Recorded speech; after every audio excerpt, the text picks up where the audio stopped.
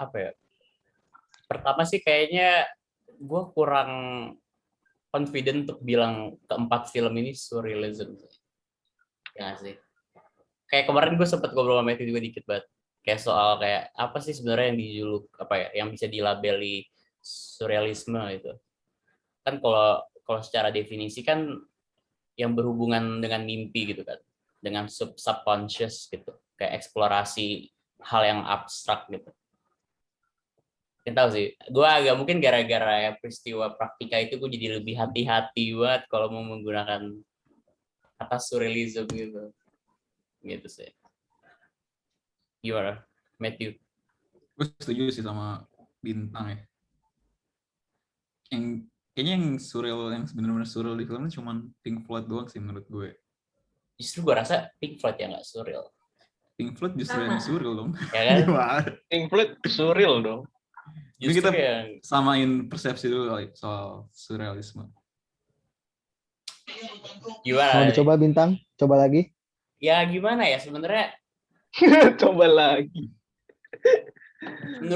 Kalau menurut gue 4 film ini kalau apa ya lebih bisa dilabeli eksperimental mungkin, eksperimental atau avant-garde. Itu mungkin lebih masuk karena itu lebih luas kan. Itu lebih kayak ke yang melabeli sebuah film avant-garde atau eksperimental itu bukan apa ya pendekatannya, bukan naratifnya gitu kan. Lebih kayak ke proses filmmakingnya justru kayak apa mencoba apa ya gimana coba tadi lu Berarti kita mencoba berusaha untuk mencari payung buat keempat film ini kan, maksudnya kan. Sebenarnya kalau dipikir-pikir Fantastic Planet, dia bukan avant-garde juga sih, dia film bisa dibilang film konvensional biasa sih sebenarnya. Iya. Cuman yang bikin menarik bahasa simbolisnya sih ya, makanya bisa dikategorikan sebagai surrealisme juga mungkin. Memang itu dijuluki surrealisme. Bisa jadi, soalnya surrealisme kan harusnya dunia yang dreamy kan, maksudnya dunia di eksplorasi subconscious, dalam artian banyak bahasa simbolis harusnya kan, karena kan represi stimulus yang balik ke subconscious kan berupa simbolis. Makanya gue bilang Pink Floyd itu termasuk surreal. Itu cuma Altopo enggak ya, Altopo tuh lebih apa ya, nggak tahu gue Altopo tuh dikategorikan film apa ya. Fantastic Planet tuh justru enggak, terus film biasa cuy. Soalnya, iya, gue setuju soal itu. Kayak film Inside Out gitu loh. Sebenarnya Fantastic Planet mungkin makanya kenapa gue bilang mungkin lebih pantas dibilang eksperimental karena ada itu juga ada konteks apa ya era dibuatnya kan. Tapi secara apa namanya? Secara naratif flow-nya tuh ya kayak naratif pada umumnya normal, bisa diikutin mudah gitu. Iya gak sih?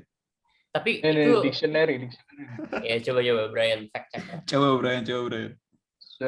Surrealism, a style of art and literature developed principally in the 20th century, stressing the subconscious non-rational significance of imaginary art by automatism or the exploitation of chance effect, unexpected juxtapositions, etc.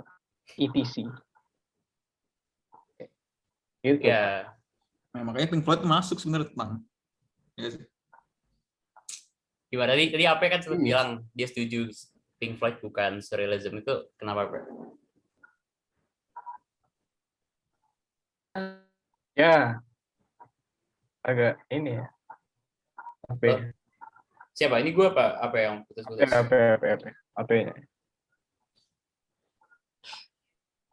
Tapi entah ya, karena gue tuh sebenarnya agak sebelum gue nonton Pink Floyd dan gue sempat riset juga sama apa namanya pembicaraannya gitu, kayak analisanya dan lain-lain, kayak sedikit kayak literatur yang bilang bahwa Pink Floyd itu surrealism gitu. Entah kenapa gitu, mungkin nggak masuk ke ranah apa ya, karena gelombang surrealismnya atau gimana gara-gara tahun 80-an.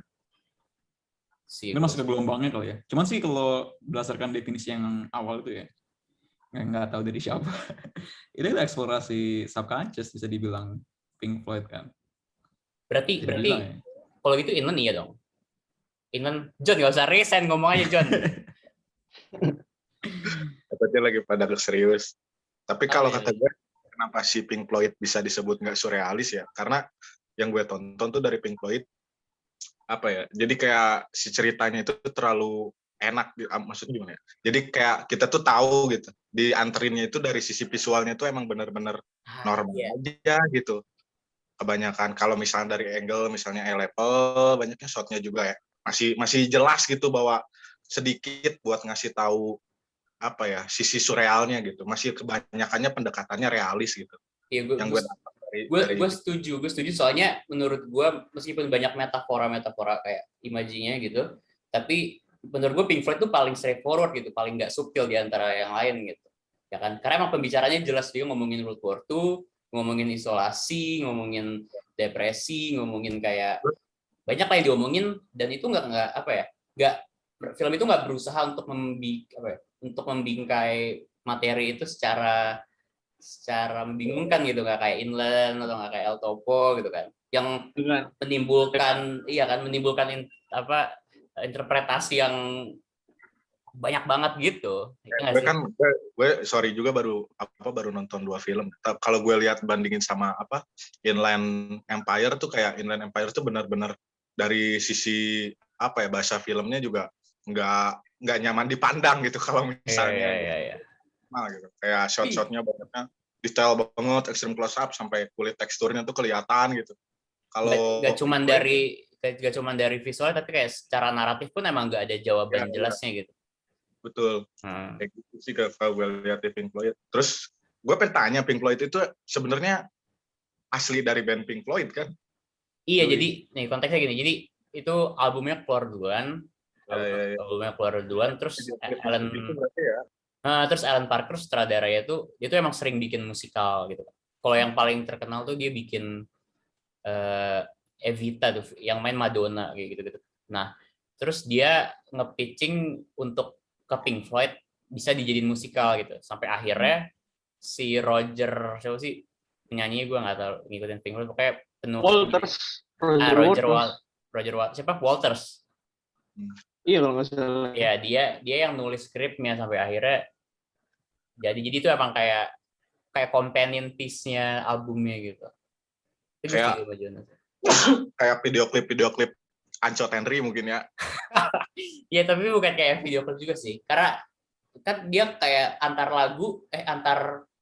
lagu di filmnya itu koheren gitu, kayak nyambung gitu. Ya kan? Nggak berdiri sendiri gitu. Jadi kayak ya betul. Ya gitu sih yang gue lihat dari Pink Floyd sih. Aneh, makanya gue pertama mikir ini lagunya gue kenal, tapi bener nggak ya gitu. Ada tanya-tanya gitu aja sih. Tapi dengan berarti yang tadi statement lu bilang, berarti film surrealis harus membingungkan tentang. Karena mereka tadi yang lu bilang kan, tadi yang di definisi lu, mereka mencoba tadi lu bilang unexpected atau hal seperti itu kan. Kayak mereka nggak mencoba untuk membuat narasinya. Iya. Gitu. Jadi kayak realis nih, kita ngelihatnya gini gitu. Nah, surreal tuh lebih deep lagi gitu, lebih dalam lagi daripada realis gitu. Kalau dari perspektif gue ya. Membingungkan sebenarnya bahasa apa ya? Bahasa gue bingung. Gue nggak setuju sih. Kalau menurut gue ini ditambahin Pak. Menurut gue tuh kayak surrealisme tuh kayak keluar dari kaidah rasional gitu sih. Nah, bisa ya. Dalam bentuk artistik misalnya kayak. Ya, logis mungkin kayak gitu. Iya. Jadi Pink Floyd itu nggak sama sekali, menurut gue sama sekali nggak surreal karena dekat dengan kenyataan gitu, kayak yang tadi bintang bilang depresi, terus kayak perang segala macam itu kan dekat gitu. Cuman penggambaran oleh sutradaranya aja yang beda, tapi nggak surreal.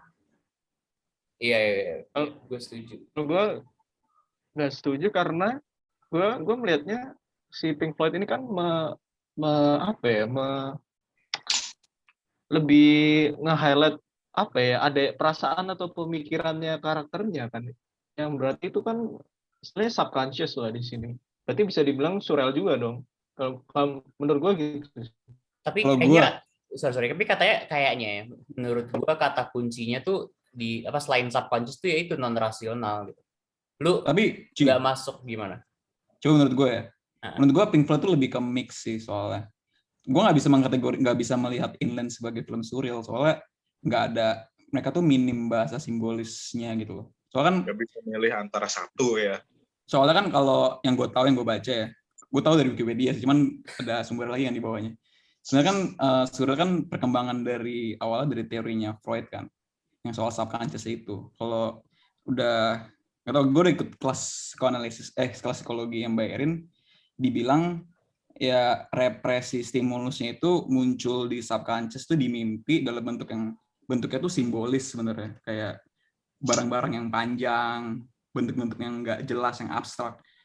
Pink Floyd itu merepresentasikan bahasa-bahasa simbolis itu, kayak bunga tahu-tahu masuk segala macem, terus topeng-topeng faceless segala macem. Itu kan suatu hal yang simbolis sebenarnya. Sedangkan Inland tuh nggak ada sama sekali.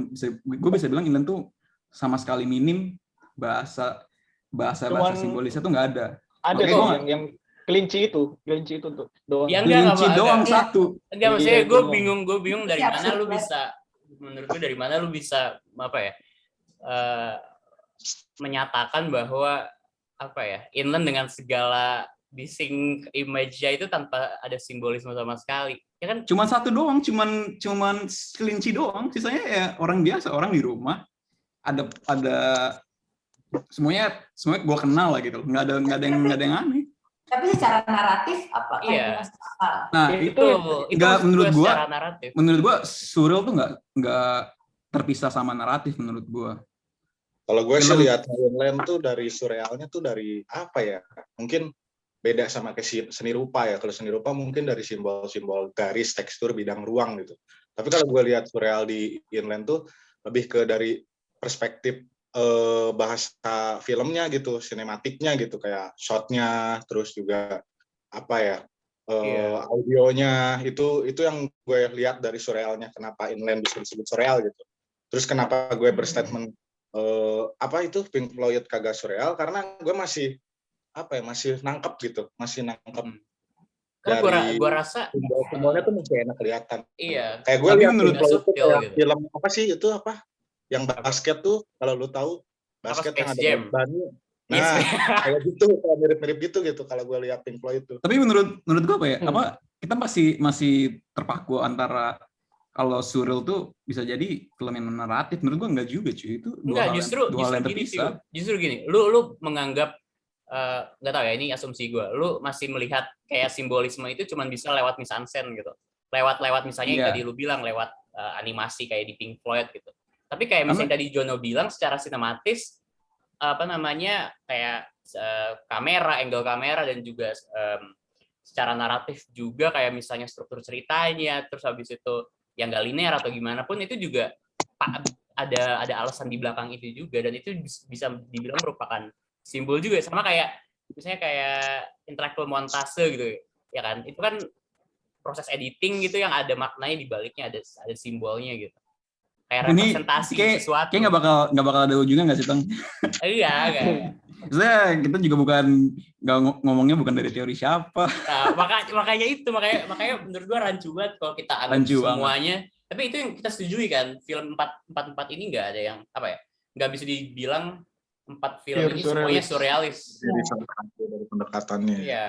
Cuman kita yang masih diperdebatkan mana yang surrealis, mana yang enggak. Cuman kita agak iki untuk bilang semuanya rata surrealis. Semuanya ada unsurnya lah, unsur surrealis, mau itu sedikit atau banyak, tapi ada lah semuanya. Tapi kalau bisa gue denger film surrealis, pertama yang masuk ke pikiran gue adalah naratifnya. Mungkin gue beda sama Matthew. Gue nggak naratif, gue lebih ke mise-en-scène kalau gue. Oke. Iya sih, udah clear ya. Soalnya naratif kan udah jelas kan, soalnya di bukunya Broadway kan naratif kan dibagi Hollywood klasik, non naratif, sama art cinema. Cuman nggak tahu di pala gue tuh cuma 3 itu aja. Surreal tuh nggak ada di sana. Terus gue akhirnya menyimpulkan kalau surrealisme itu terpisah dari struktur naratif. Itu hal yang berbeda. Sama kayak ekspresionis. Iya. Gerakan ekspresionis juga bisa ada naratifnya. Iya, betul. Kayak dan Caligari ada bisa dibilang ya mungkin art cinema gitu ya, secara naratif ya. Betul. Makanya gue bilang itu sih apa namanya landasan gue ya. Gue setuju banget sama lu. Karena mungkin kita patokan di kampus kita ya, kayak pas kita ngomong surrealis dianggap film ekspresionis gitu kan, yang semuanya surrealis dari mise-en-scène, dari setnya, set desainnya gitu. Padahal kalau kita pelajari lebih lanjut, ada juga yang namanya ada lagi sub-subnya, ada surrealism, ada komedi surrealis, ada hal-hal yang lain yang mungkin misalnya mise-en-scène-nya realis, tapi misalnya cara bertuturnya yang surrealis gitu. Ada kayak subgenre masuk ke elemen-elemennya gitu. Itu juga. Tapi bahkan semenjak gue nonton film yang ya walaupun gue baru 2 ya salah juga sih, tapi gue lihat dari 2 film itu, bahkan gue sampai kelihatan sekarang apakah semua film yang pendekatan realis ada sisi surrealnya juga gitu. Gue sampai bertanya-tanya gitu. Karena gue kan nambahin kayak dikit kali ya. Nambahin statement gue dikit kali. Oh iya boleh. Karena kan yang tadi balik lagi ya, surrealis perkembangan dari teorinya Freud gitu kan. Dan akhirnya gue nyimpulin film surrealis itu harus atau enggak minimal ya, dia tuh ada hubungannya dengan kita tuh mengeksplorasi tokoh protagonis itu di sisi psikologisnya dia, dalam artian film-filmnya tuh film-film yang mengandung unsur represi. Iya, intinya itu lah, yang paling simpel tuh, mengandung unsur represi, dan Pink Floyd mewakili itu. Dan dalam banget itunya, eksplorasi psikologinya di kepalanya Pink itu. Tapi kalau misalnya semudah itu ya, berarti bisa aja kita simpulkan, misalnya Inside Out apakah surrealism? Meskipun dia masuk ke subconscious, masuk ke dream. Enggak, kalau menurut gue. Nah, ya kan, jadi agak rancu juga. Inside Out tuh mirip sama Fantastic Planet, karena isi kepalanya, emosinya itu jadi karakter baru ceritanya. Nah iya, tapi kan itu dia mengeksplor subconscious kan. Ya tadi lu bilang minimal harus mengeksplor subconscious equals to surrealism gitu. Iya, gue mikirnya sih gitu sih. Tapi Inside Out bukan. Soalnya Inside Out tuh ada emosi secara spesifik, anger dan kawan-kawan tuh jadi protagonis baru. Ya udah jangan misalnya film lain ya. Melalui juxtaposisi, tambah gitu sih mungkin. Tapi banyak dari semua film gitu. Inception, apakah Inception surrealism? Enggak, kenapa? Enggak surrealis. Iya kan, makanya definisinya pun kita masih bingung gitu. Kan? Kalau misalnya eksperimental kan menurut gue ya jelas, ya kan, semua 4 film ini semua bereksperimentasi mencoba hal baru, ya kan. Kopi keluar. Ya bentar masuk lagi. Gimana nih moderator kayak lagi sibuk scoring. Sorry, tapi gue nyimak perdebatan panas malam ini ya. Oke, kita itu baru introduction loh. Oke, sekarang kita langsung aja ke per film, oke? Oke. Gua akan nyebutin filmnya satu persatu, terus nanya satu persatu opini kalian, oke? Suka atau tidak suka dan why-nya gitu. Dan silakan didebatkan ya. Oke. Kita mulai dari Brian dulu deh, ya. Boleh di ranking dulu nggak filmnya? Gua nomor 1 Pink Floyd, nomor 2 Inland, nomor 3 sebenarnya gue dasarnya sama Fantastic Planet. Ya tapi gue lebih suka ya Topo lah, Fantastic Planet terakhir. Oke. Jadi pertama Inland ya? Pink Floyd. Oh, Pink Floyd, oke. Matthew? Gue sebenarnya rada imbang sih, Pink Floyd sama Fantastic Planet. Cuman kayaknya gue lebih ke Fantastic Planet sih. Jadi Fantastic Planet, Pink Floyd, Inland, baru El Topo. Oke, kenapa lu sama El Topo? Kenapa?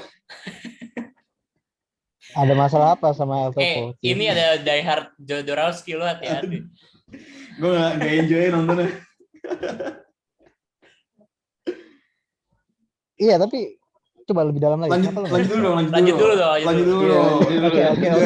Udah offended aja nih Jodorowsky paling banget. Oke, ada siapa lagi sini? Jono. Tolong di ranking. Jadi kalau diurut cuman ada 2. Yang pertama sih gue Pink Floyd, yang kedua Inland sih. Ada suara gue gak tadi? Ada. Ada. Di lampu soalnya. Kelihatannya moderatornya. Iya, moderator Apa. Iya, apa. Ini yang paling disuka. sorry. Apa? Oke.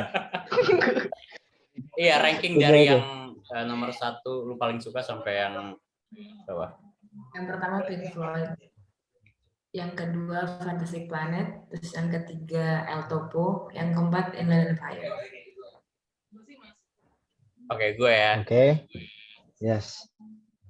Anda juga sendiri. Kayaknya gue nomor 1 Inland. Nomor 1 Inland. Nomor 2 apa ya nomor 2 ya? Nomor 2 Pink Floyd mungkin. Nomor 2 Pink Floyd. 3 sama 4 mungkin seri El Topo sama Fantastic Planet. Kayak gue lebih suka El Topo Oke, deh fair. daripada Pink Floyd. Seri semua 4.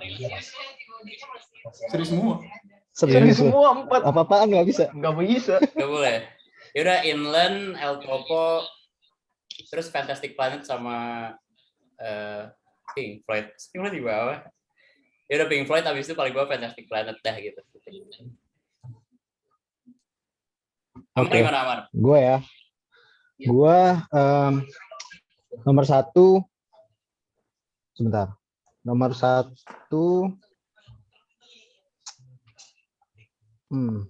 Nomor 1 Pink Floyd. Nomor 2 El Topo. Nomor 3 Inland. Nomor 4 Fantastic Planet. Banyak yang suka Pink Floyd. Oke. Ya? Paling accessible menurut gue. Iya. Oke. Terus Matthew, kita balik lagi ke Matthew. Oh, iya. Kenapa? Jar. Di Matthew Fantastic Planet nomor 1. Tengah lo. Yang lain Kenapa, Matthew? Apa? Ya, kenapa lu menaruh Fantastic Planet nomor 1 terus El Topo terakhir? Sebenarnya Fantastic Planet sebenarnya rada seri sama apa? Pink Floyd. Judulnya Pink Floyd. Kan menurut gue setema kan sebenarnya secara umum sebenarnya gue ngerasanya filmnya film yang sama dan Pink Floyd melengkapi film Fantastic Planet yang gue tonton pertama gitu. Makanya gue sukanya Fantastic Planet dulu. Karena gue nontonnya itu dulu sih baru Pink Floyd juga. Kenapa gue suka Fantastic Planet? Karena menurut gue suka bagaimana cara awalnya premisnya seakan-akan kan dia ngebawain cerita tentang mungkin manusia jadi kayak spesies namanya Om gitu ya. OHM Om. Terus seakan-akan dia jadi kayak Mar. Bocor. Nah, ya. Kalau gue bisa mute ya. Terus ini yang mana tadi ya? Gue suka ya, awalnya dengan cara dia nunjukin manusia lebih jadi satu spesies yang lebih rendah daripada spesies yang mendominasi di situ. Apa nama satunya spesiesnya? Trage apa sih? Drak ya sih? Drak. Drak. Lupa Drak gue. ya? Drak. Drak kalau salah. Terus sampai dibawa terus ngikutin panjang dan di kalau 15 menit terakhir 30 menit terakhir gue ngerasa film ini ngomongin suatu hal yang lebih besar gitu daripada cuma sekedar naruh manusia sebagai spesies yang lebih kecil ya. Filmnya ngomongin soal saya bilang perang juga sih sama kayak Pink Floyd, kayak ini alegori perang gitu, tentang suatu ras mungkin ya, sebuah kelompok lah, jangan bilang ras kali ya, atau ras juga bisa juga sih, kayak suatu kelompok yang secara pasti sih sebenarnya dia ras yang paling tinggi gitu, ras yang bisa dibilang paling apa sih namanya, paling unggul lah ya. Terus disandingin sama manusia yang di bawahnya si Draknya itu. Terus seiring berjalannya cerita, filmnya kan ngomongin soal narsistis kelompok masing-masing kan, antara Drak dan juga Om gitu. Dimana mereka dua-duanya dirundung perasaan takut sebenarnya. Dasar mereka kan dasarnya takut antara yang satu mengoverthrow yang satu gitu kan. Terus ngomongin soal teknologi segala macam, ngomongin soal knowledge segala macam. ngomongin yang soal manusia yang si omnya menolak knowledge-nya si Drak dan segala macamnya sampai akhirnya si omnya ini bisa nge-overthrow si Draknya ini kan, dalam kata lain gitu ya. Dan sampai akhirnya ujungnya mereka damai gitu. Dan tapi ya itu tadi sih, setelah gue nonton muncul banyak pertanyaan di kepala gue. Kayak kan banyak argumen-argumen filsuf mungkin yang ngomongnya kayak bagaimana manusia bisa mencapai titik paling produktifnya dia lah, paling saat dia bisa benar-benar menjadi manusia adalah ketika dia terlepas dari perundungan rasa takut itu kan. Tapi kan sampai akhir cerita pun mereka dua kelompok ini masih terus dirundung perasaan takut antara satu kelompok dengan kelompok lainnya. Dan menarik sih, rada pesimistik dikit mungkin endingnya. Atau gimana sih endingnya gue lupa. Endingnya optimistik dong. Endingnya optimistik ya. Iya sih, akhirnya mereka bisa hidup bersama. Akhirnya semuanya itu luntur sih. Iya sih ya, benar. Optimistik, dan gue suka endingnya optimistik sih. Terus Pink Floyd tadi. Mungkin Pink Floyd sudut pandangnya lebih kelam ya, dan dia dari sudut pandang rakyat ya sebenarnya. Rakyat yang teropres sama pemerintahan di situ ya. Ya, jadi gue ngeliat dua film itu saling melengkapin sih. Terus kalau El Topo kenapa gue nggak suka? Nggak tahu ya kenapa ya. Awalnya kita bahas Fantastic Planet dulu aja. Coba. Kayak tadi yang naruh Fantastic Planet nomor 1 juga ada nggak? Brian, apa yang naruh di mana? Jono belum ya? Lu naruh di mana tadi? Nomor berapa? 2. Ya udah, coba. Gimana? Apa yang paling menonjol buat lu sampai lu taruh nomor 2? Lebih ke bener sih dari kata Matthew, menaruh manusia itu bukan sebagai spesies paling penting gitu loh. Tapi kalau misalnya buat ngomongin Fantastic Planet, mungkin gue nggak selalu Matthew ya. Cuman gue sangat bisa mendalami Pink Floyd. Ntar aja waktu Pink Floyd. Iya. Dan satu yang menurut gue menarik banget tuh, kayak muncul banget kayak apa ya, sensibilitas orang Eropa gitu yang sangat menjunjung tinggi knowledge, ya nggak sih? Mungkin lebih dari Amerika, dan mungkin jauh lebih dari Amerika gitu. Kayak mungkin ada, kalau misalnya negara Amerika atau misalnya bahkan Asia gitu juga apa ya, kayak knowledge, adalah perdebatan antara knowledge dan spiritualitas atau dengan higher power gitu, yang kadang bisa bertentangan gitu. Tapi kalau Fantastic Planet udah the number one thing yang paling berharga adalah knowledge, sampai pakai apa sih namanya itu, kayak gituan kan, biar knowledge-nya langsung masuk gitu. Itu menurut gue menarik sih, kayak mereka benar-benar naruh knowledge sebagai hal yang paling berharga gitu. Kalau Brian gimana, Brian? Pendapat lu soal Planet? Lu taruh nomor berapa tadi? Gue taruh antara 3 sama 4 sih, nggak tahu. Berarti lu yang paling, kayak di antara kita lu yang paling gak suka ya? Tapi gue naruh 4 juga, tapi gue fan bukan aja. Gak suka sih. Gimana? Bukan gak suka, ya. Yang lain lebih gue suka aja. Kalau Fantastic Planet gue rasa ya, kalau yang lain tuh gue jadi kayak apa ya, ada sesuatu yang baru dan gue lebih miss lah istilahnya. Kalau Fantastic Planet ya kayak tadi dibilang kayak Inside Out gitu, tapi tahun segitu kan. Terus gue juga dapet ini juga sih, kalau Fantastic Planet tuh kayak menunjukkan juga true nature-nya manusia gitu, yang pengen jadi nomor 1 lah gitu. Maksudnya apa? Pengen di posisi paling atas gitu, apex itu sih. Iya, sebenarnya secara cerita juga sebenarnya simple ya, kayak bisa dibilang ya sangat sederhana gitu kan, tentang seorang karakter yang ditemukan sama hambatan atau hardship, terus dia bisa conquer itu, terus dia nemu orang-orang yang sama kayak dia, terus habis itu berjuang menuju kedamaian gitu kan. Sebenarnya simple ya nggak sih dia? Tapi agak ironis juga sih sebenarnya. Dari ceritanya tuh mencapai kedamaiannya itu harus ngelaluin perang segala macam ya. itu tuh gimana ya rasanya? Menarik sih. Iya benar. Jadi kayak kesannya kayak film ini mengajarkan kayak untuk menuju kedamaian yang harus dilalui adalah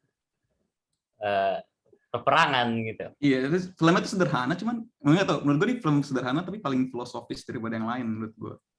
Gitu sih. Makanya gue Coba kenapa lu bisa bilang ini paling filosofis? Karena mungkin karena ini yang paling mudah dimengerti.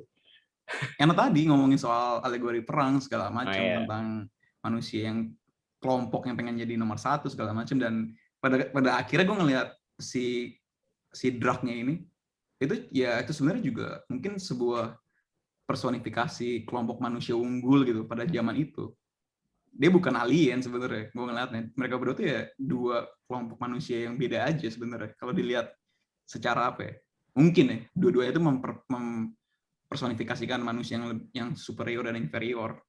Jadi kayak membahas supremasi gitu ya. Orang yang mungkin kelompok yang menganggap dirinya kelompok di kayak atas gitu ya. Kayak Aryan.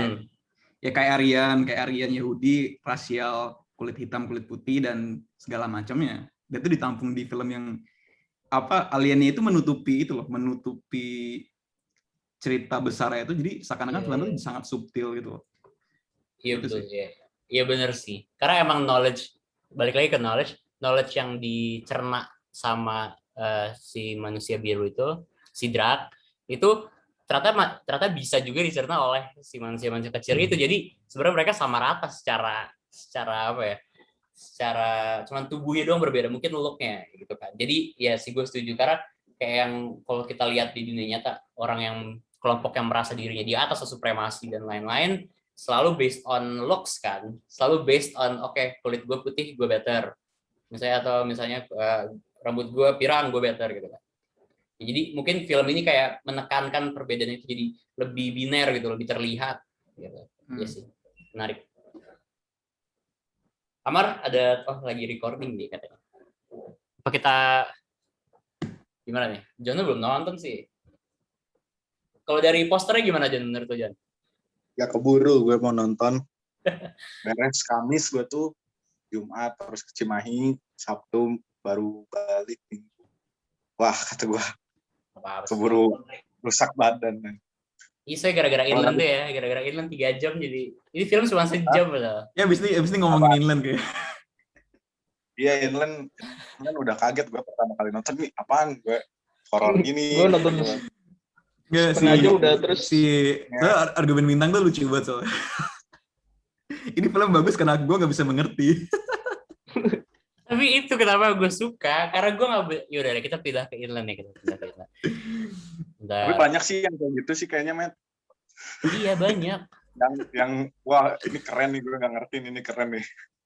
Iya justru kan gitu. Oke, gue membela diri gue dibilang. Gue gini. Kenapa gue taruh inland nomor 1? Karena film ini tidak mencoba untuk kayak menjabarkan ceritanya, stylenya, actingnya, naratifnya untuk dipahami. Itu sebuah keberanian luar biasa, woy. Itu luar biasa gitu. Bayangin. Itu lama lagi ya. Itu lama. Iya, apa Mar? Kalau yang bikin bukan David Lynch, lu bakal suka nggak? Gak suka. Itulah ada konteks. Ada konteks seorang David Lynch. Gak bisa gitu, Tak. Bisa. Lu menilai seni gara-gara yang buat siapa, terus dia filmnya bisa dibilang gak jelas, terus tahu-tahu ya udah karena yang buat David Lynch. Gua rasa yang kadang kreator tuh melekat sama karya seninya. Lu nggak bisa. Kalau misalnya Urinera Marcel Duchamp, kalau lu orang naruh doang ya nggak ada konteks senimannya lah. Gue menganggapnya gitu. Makanya kenapa yang lu bilang di Letterboxd juga, yang lu bilang filsafat seni, weh. Iya dibahas kan. Makanya yang tadi lu bilang di Letterboxd juga, Tio, yang lu bilang ini tentang aktris yang got cast, itu lu kan yang ngomong ya, got cast on a David Lynch movie gitu. Ya emang itu, that's why it's good gitu. Karena itu ada layer ya. Itu bikin gue berpikir aja. Gue bayangin Laura Dern syuting film ini. Jadi suruh sebagai aktris yang bingung atas plot filmnya yang dalam film. Tapi dia sendiri gue yakin 100% nggak paham apa yang dia lakukan di film David Lynch ini. Jadi ada layer itu yang buat menurut gue itu keren banget gitu. Karena gue menilai film pertama dari film itu akan melekat di otak gue berapa lama gitu, atau enggak itu ada feeling itu gitu. Jadi ya gue rasa film ini bakal melekat lama, impresi lama, karena setelah gue nonton ini, gue nonton yang lain. Ini kan gue nonton pertama, terus gue nonton 3 film yang lain. Gue tetap selalu berpikir gitu. Selalu berpikir nggak segila Inland gitu ya. Gak segila Inland, ya kan? Kayak film ini kayak ada dunianya sendiri gitu yang bikin lu berpikir. Lu coba berpikir meskipun pasti jawabannya nggak mungkin sama David Lynch. Karena mungkin dia pun nggak tahu apa itu. Ya gitu. Tapi Kang, dari Inland lu ngelihatnya apa tadi? Apa? Kayak interpretasi gue. Lu ngerasa dari Bingung dia. Apa ya, ngebicarain siapa gitu dari Inland ini? Ya kan, bicarain apa gitu? Gue setuju sama yang Matthew bilang. Ini kan tentang seorang aktris yang kayak tersesat dalam pekerjaannya gitu kan. Dia bingung mana realita, mana dunia nyata.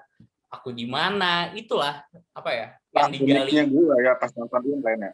Gue sebenarnya beda sama lu pada pas gue nonton Inland. Gue kira nih, gue rasa nih dari sudut pandang gue karena sukar itu, gue rasa oh ini kayaknya nyeritain tentang kerasnya dunia Hollywood. Gue malah mikirnya tuh ke sana, perspektif gue tuh gitu. Nah, itu menurut gue kerennya film abstrak. Ya kan? Kerennya film abstrak, interpretasi itu infinite. Beda-beda ya? Beda-beda, infinite, dan benar-benar gak ada yang salah, gak ada yang benar. Jadi kenapa gue suka film ini? Karena ya dia nggak, ya udah dia all out on that convention. Udah udah kita bikin sesuatu yang bikin orang bertanya, titik. Gitu. Itu menurut gue apresiasi buat film ini. Karena yang gue dapet tuh kayak industri film di Hollywood nggak peduli lu gimana gitu. Yang penting kita ada film gitu. Film kita laku ditonton orang. Gue malah ngerasanya ke sana gitu. Bukan ngerasa ke subjeknya gitu. Oh gini mungkin Hollywood tuh gini. Gue malah ke sana gitu, perspektif gue tuh gitu, sudut pandang gitu. Iya. Bisa jadi sih, soalnya ada beberapa scene yang seakan-akan berbicara demikian gitu. Iya, kayak ada beberapa scene yang melihat ada satu shot yang di zoom out tuh dari yang Hollywood itu terus juga jauh itu. Terus gue ngelihat yang opening itu ada kayak acara film tahu TV gitu yang kelinci itu. Iya. Gue ngerasa sitcom itu, manusia di Hollywood tuh yang jadi aktor tuh seperti seakan-akan kayak kelinci percobaan, mungkin gue ngerasanya kayak gitu. Itu kayak sehat banget buat gue gitu. Untuk film yang emang benar-benar membuka pertanyaan, nggak ada jawaban gitu, ya kan? Tapi terlalu lama sih, kan? Terlalu lama sih tetap tapi. Ya udah, kalau menurut orang terlalu lama ya berhenti nonton, nggak apa-apa. secara durasi gue bilang kelamaan film buat film. Gue nonton setengah jam berhenti. Nggak kuat. Mungkin diikuti oleh Soeharto ya di 30 SPKI itu. Nah iya, mungkin ini spiritual sequel. Enggak bohong. Ini hati-hati direkam loh, John. Aduh. Tadi cid. Hilang dia besok. Tadi siapa tadi yang naruh paling bawah ini? Apa ya? Tapi gue rasa ya kenapa orang-orang kenapa banyak yang suka Pink Floyd ini sudut pandang gue. Kayaknya lagi situasinya sama deh. Sama yang kita alamin sekarang gitu. Mungkin itu menarik tuh. Itu tar itu kita bahas nanti Pink Floyd. Inland. Yang gimana Pe? Gue sebenarnya suka film-film yang kayak gitu, kayak Yorgos Lanthimos. Gue suka.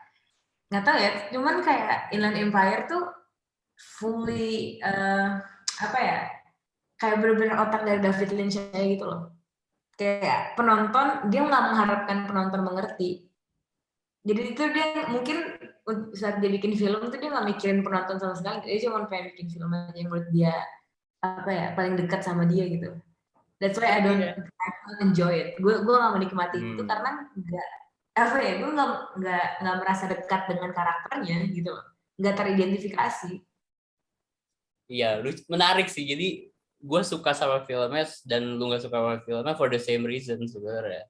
Ya karena David Lynch juga mencoba untuk menjelaskan. Justru gue suka dibikin gitu. Kayak gue suka ya dikasih kayak misalnya lukisan abstrak gitu. Ya kan, there's no answer to it kan, meskipun lu bisa hubungi pelukis ya lu tanya-tanya, tapi ya why bother gitu, why make art when you have to explain it gitu. Jadi itu menurut gue yang keren. Jadi sebenarnya sebenarnya agak problematis juga kalau gue bisa dibilang ini gue suka banget film ini gue kasih 4,5. Enggak, sebenarnya gue tuh pas ngerating itu gue tuh bingung antara gue kasih 1 bintang apa 5 bintang gitu. Pokoknya nggak di antara itu lah, pokoknya antara gue benci sama nggak suka, antara gue benci dan suka banget. Lu udah itu kan? Maksudnya Apa? baca-baca interviewnya David Lynch kali? Belum gue. Belum. Lu udah? Belum. Penasaran sih gue. Tapi gue rasa nggak mungkin lah. Lu tahu David Lynch kan orangnya semisterius filmnya coy. Lu Tapi mau kan tanya apapun. Eraserhead kan masih dia jelasin kan. Takutan dia tentang punya anak kan. Ya nggak tahu. Ada yang mendasari. Siapa tahu ini juga ada. Tapi Pasti kayaknya ada lah. Masa pasti nggak bikin film nggak ada dasar?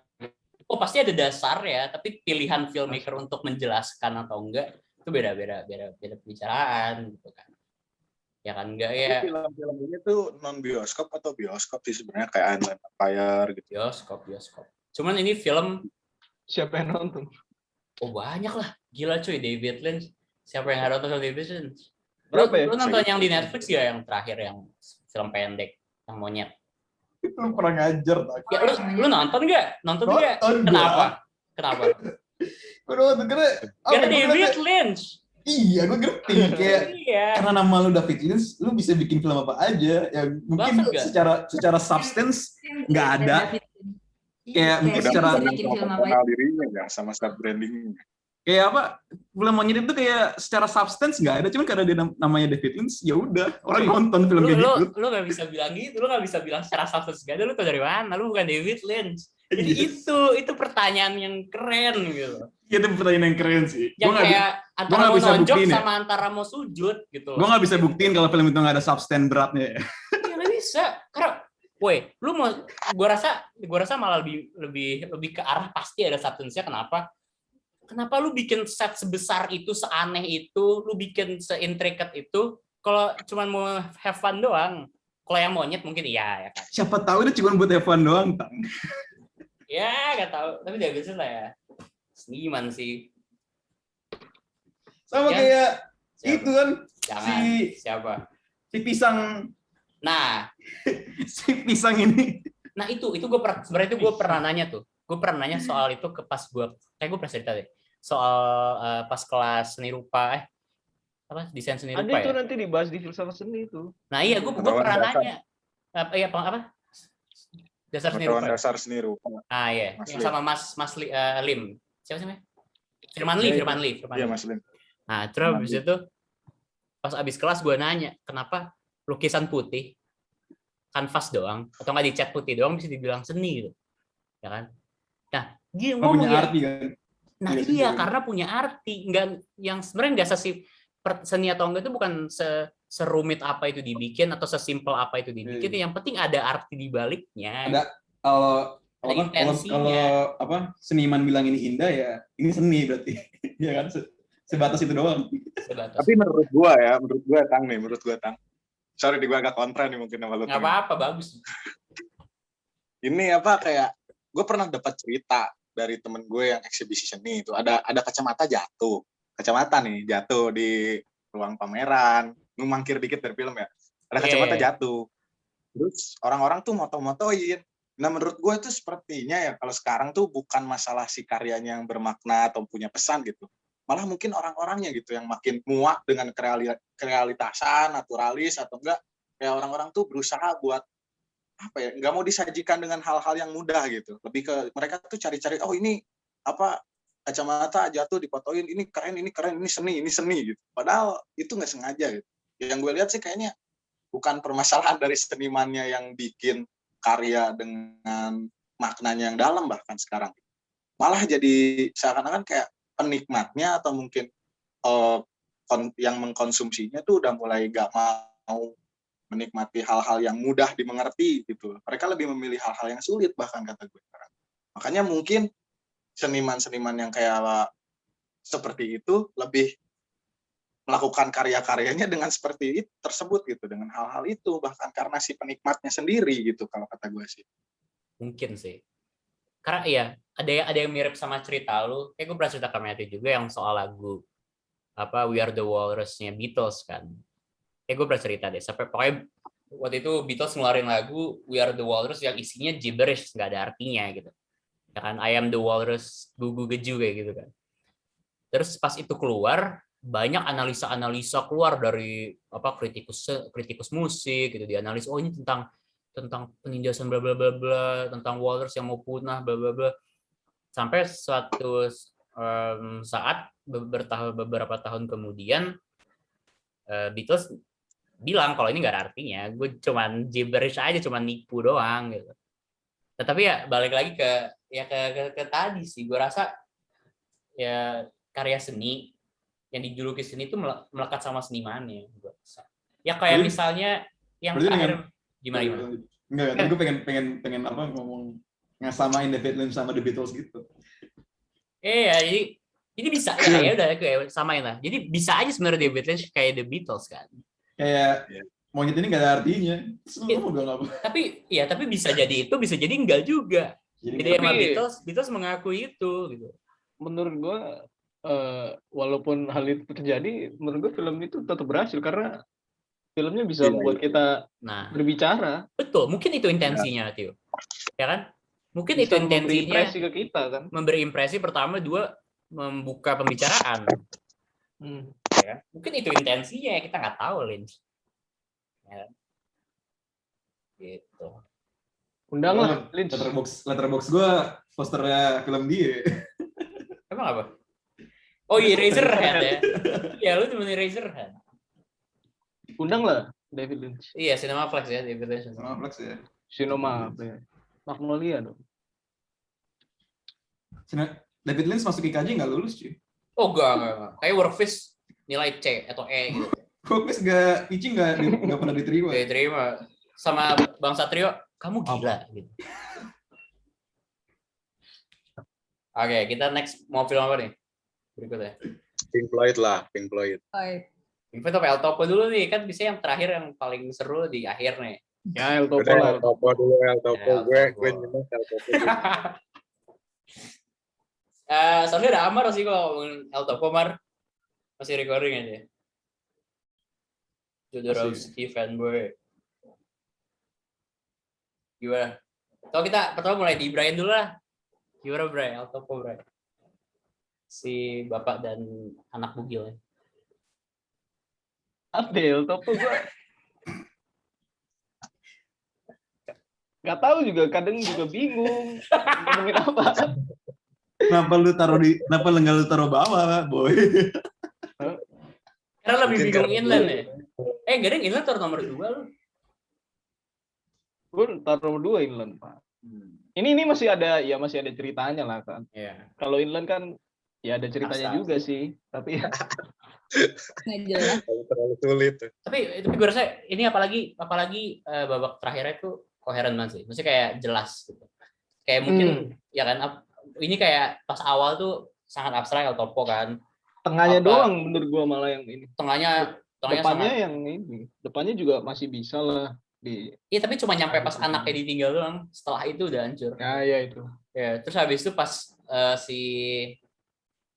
namanya siapa sih? El Topo-nya, nama filmnya. Pas si El Topo-nya masuk gua, ya kan, masuk gua terus disembah-sembah sama makhluk-makhluk itu, terus dia keluar ke manusia itu manusia itu, terus kayak dia ke kota di situ, terus dia coba cari duit, itu udah konvensional sih gue bilang, storytellingnya udah nggak abstrak lagi nggak sih? Iya, gimana Tio? Gue rasa cuma ngomongin Holy Mountain tuh lebih surrealis. Jauh Holy Mountain kayak. Iya, kayaknya soalnya El Topo tuh personal gue rasa, ya kan, personal Jodorowsky dan anaknya, karena yang main jadi anaknya beneran ya, anaknya dia beneran, jadi ingat tuh elemen Kristiani di film itu ini, apa sih? Kuat banget. Iya. Kuat banget. Jadi selalu ngomentarin religion gitu, iya nggak sih? Iya kayaknya. Holy Mountain nonton nggak sih? Holy Mountain juga dekat. Holy Mountain nonton. Yang dia nyuri orang terus dijadiin apa? Iya. Inian buat cetakan Yesus. Iya. Creepy banget. Tapi gua rasa sih lebih kuat lebih kuat aspek religius itu di sini sih. Kristen ya soalnya. Aspek Dia di kayak Alto. berusaha apa ya? Setiap filmnya kayak berusaha nyampein kalau agama tuh dijadiin kayak semacam komoditas kan. Iya. Buat nyari duit kan. Atau dua film itu ngelekat itu sih yang gue lihat. Kalau gue Gimana? sendiri lebih dapatnya tentang desire ya. Tapi itu di first part of the film sih. Di endingnya sudah. Enggak sih, gue setuju Desire sih. Desire saat dia ketemu perempuan dia ninggalin anaknya. Ya kan? Iya. Dia ninggalin anaknya itu pertama. Terus Bukan desire ke perempuan doang kan? Maksudnya semuanya. Iya. Ke ya semuanya pokoknya last lah gitu. Dan dia jadi ya pas yang tadi kita sempat obrolin juga setelah dia meninggalkan anaknya segalanya lebih abstrak kan. Mungkin itu kayak menggambarkan kayak hancurnya dunia dia jadi kayak apa ya, messed up his world kali. Terus pas akhirnya dia justru dihianati perempuan-perempuan itu kan. Terus dia masuk ke goa, terus dia meditasi dan lain-lain, justru mungkin dia menemukan dirinya kembali. Terus pas dia ketemu anaknya justru dia jadi orang yang berubah gitu. Jadi sebenarnya iya sih, gue setuju tentang desire, tentang lust gitu. Oh, itu tuh anaknya ya? Yang terakhir itu. Dia ketemu anaknya lagi. Oh, yang itu terakhir anaknya. Gue miss itu ya? Lu kira apa? Ini ketemu siapa? Nggak tahu gue kira ketemu siapa. Ketemu pastor. Itu kan di pastor. Dia kan anaknya ditinggalin di pastor-pastor itu kan. Yang baju coklat itu. Kan gue nggak aware itu anaknya. Dia bilang ini kayak dipegang mukanya ya. Tapi tragis banget endingnya. Tragis banget. Mana ada ini lagi ditembaknya dilukai Yesus. Iya, apa? Kenapa sih? Tembaknya di mana? Tepat dilukai Yesus yang waktu dihianatin cewek itu loh. Iya. Tangan kanan, tangan kiri. Ini film tentang apa sih? Kanan ke kiri. Apa Eltoban tentang apa? Gue lupa dah. Maksudnya? Lupa nih film tentang apa ya? Itu gue dapet apa gitu pesan film itu gue lupa. ya apa ya?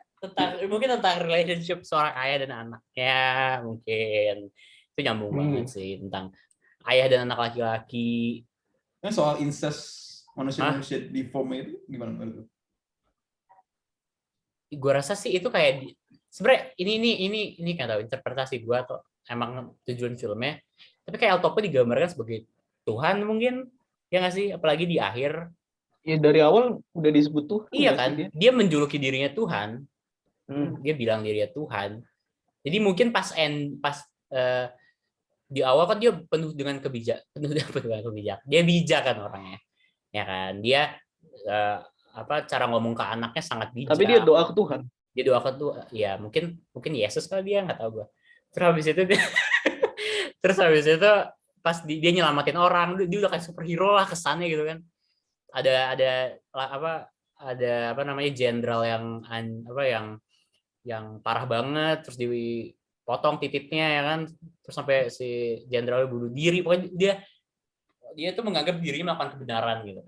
Cuman pas dia ninggalin anaknya, dia termakan segalanya gitu. Dia jadi bingung mana yang benar mana yang salah. Dia jadi destruktif, dia jadi malah justru memenuhi birahinya dan lain dengan perempuan-perempuan gitu kan.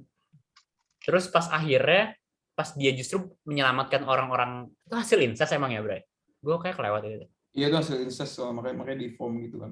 Iya, itu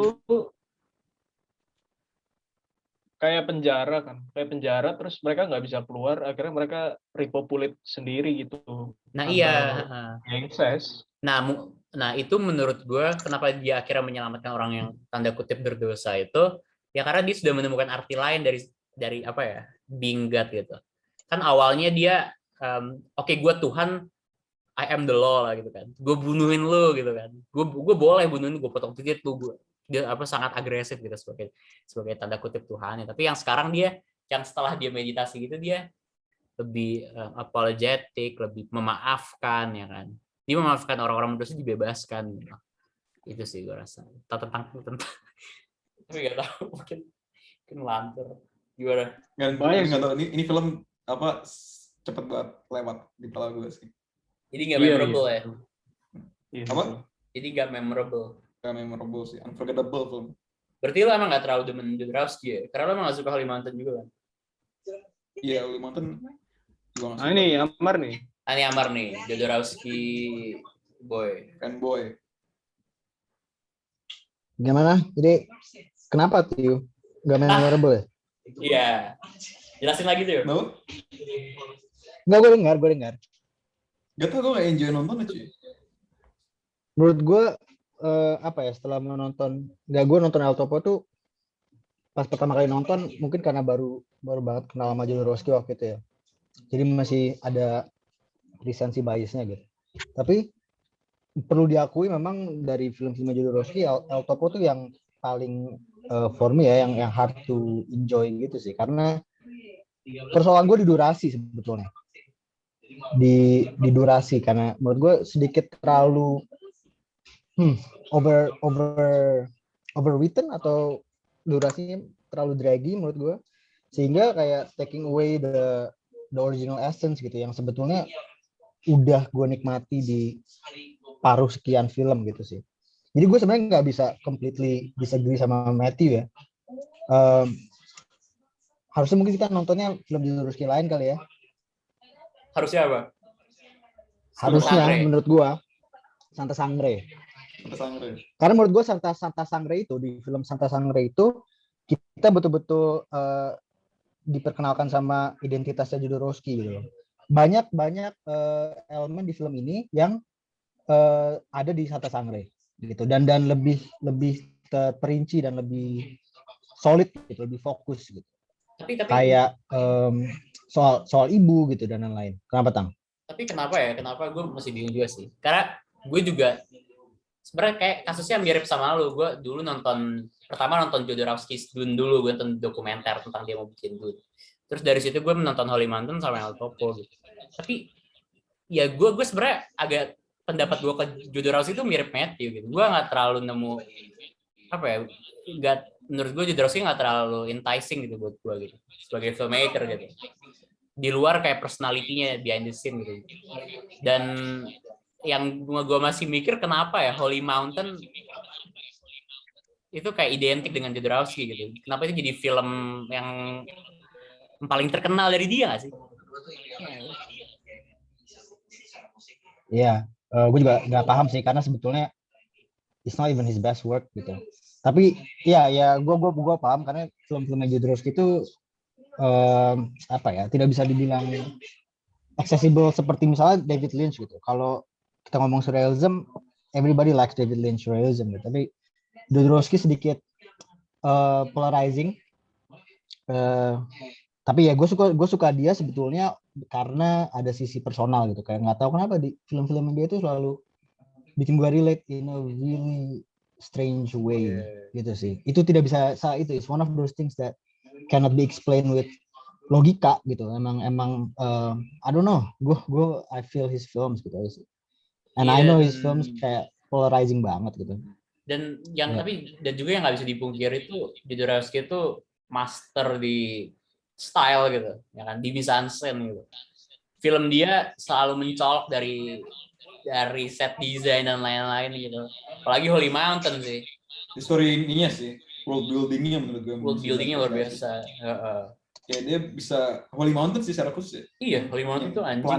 Planet itu nggak tahu ya, distingsi antara satu dengan yang satu itu aneh banget rasanya. Sequence yang pelangi itu apa sih, gue lupa. Yang kayak dia masuk lorong. Iya. Gila itu. Sampai sekarang nggak tahu itu gimana cara syutingnya. Nah, itu dia main kayak, justru kenapa gue kurang into Holy Mountains ya, karena menurut gue yang gue suka dari Jodorowsky itu nomor satu menurut gue adalah film dia tuh selalu gritty dan often very violence gitu, tapi at the same time it's very profound gitu. Ada kontradiksi yang sangat kental di situ, dan di Holy Mountain gue mesmerized gitu, gue malah enjoy visualnya, dan gue malah fall in love with the set design gitu.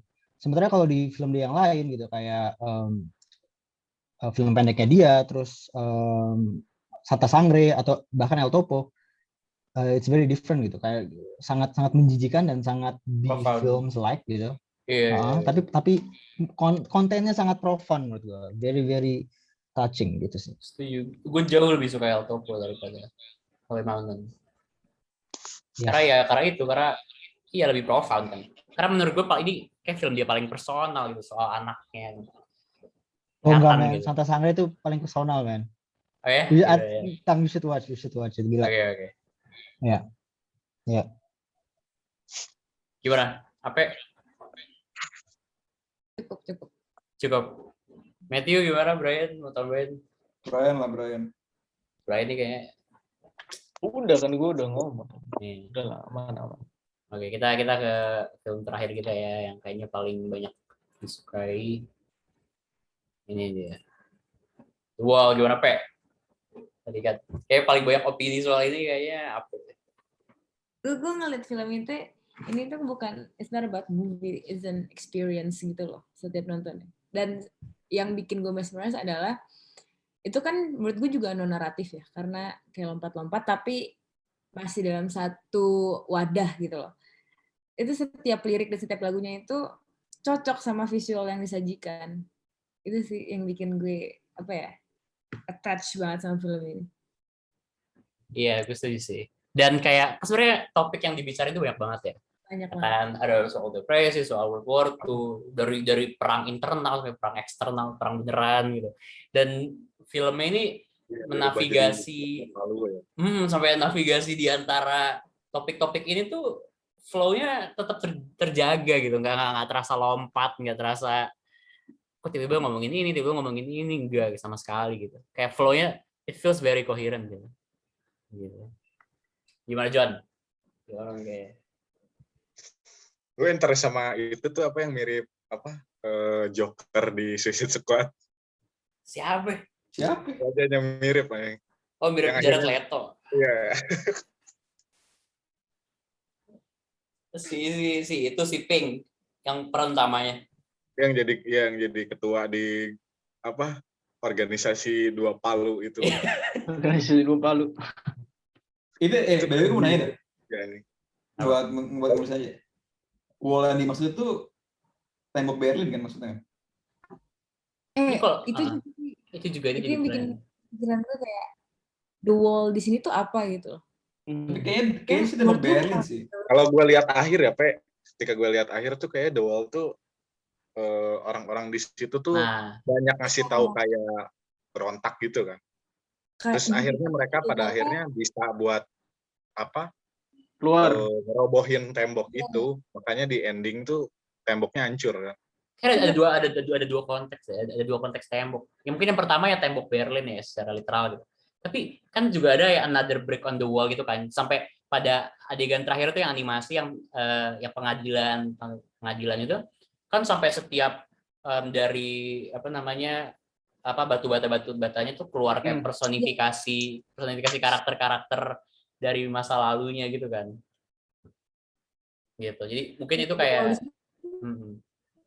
another break in the wall tuh kayak semua manusia dalam siklus dan kondisi yang sama. Terus siapa yang berani untuk mendobrak tembok itu gitu menurut gue. Iya. Tapi menurut gue, nggak tau, gue tadi langsung baca soal tembok Berlin ya. Dan menurut gue masuk juga sih kalau emang tembok Berlin soalnya. Kayaknya emang tujuannya itu sih. Kayak ada dua konteks makanya. Iya. Rasanya sih cocok ya. Berlin ada apa sih tembok Berlin? Gue nggak tahu tuh. Tembok Berlin itu yang Matthew ya baru baca.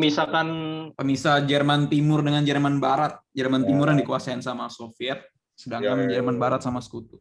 Timur sangat konservatif sampai orang nggak boleh keluar, sampai sangat ketat pengawasannya dan lain-lain. Sebenarnya itu masuk karena ada adegan yang pakai topeng gitu ya. Karena seakan-akan pengen nunjukin masyarakat yang faceless gitu kan, yang sama yang ya itu tadi yang gue bilang represi pemerintah mungkin ya, kayak lanjut masuk lagi ke soal yang sekolah yang tahu anak-anaknya jadi sama segala macem, sampai lagu terakhirnya itu yang soal harapan melangkah keluar dari tembok. Bagus banget.